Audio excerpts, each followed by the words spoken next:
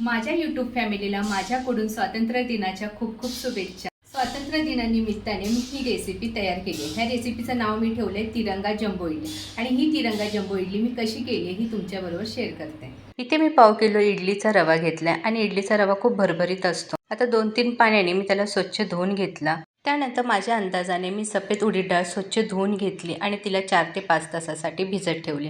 डाळ भिजल्यानंतर तिला छान मिक्सरमध्ये बारीक वाटून घेतली आणि त्यानंतर वाटलेली डाळ इडलीच्या रव्यामध्ये छान मिक्स केली आणि रात्रभर पीठ फुगण्यासाठी बाजूला ठेवून दिलं। दुसऱ्या दिवशी इडलीचं पीठ छान फुगून आलं। आता मी पिठामध्ये थोडासा खायचा सोडा आणि चवीनुसार मीठ घालून घेणार आहे।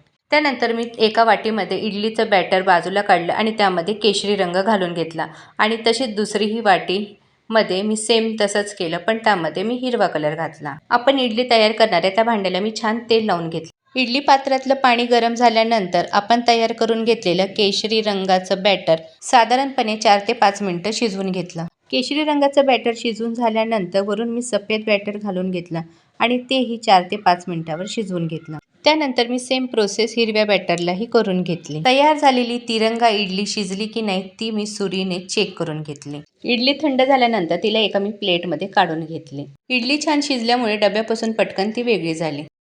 जर माझी रेसिपी तुम्हाला आवडली असेल तर माझ्या चॅनलला लाईक, शेअर, सबस्क्राईब करायला विसरू नका। धन्यवाद।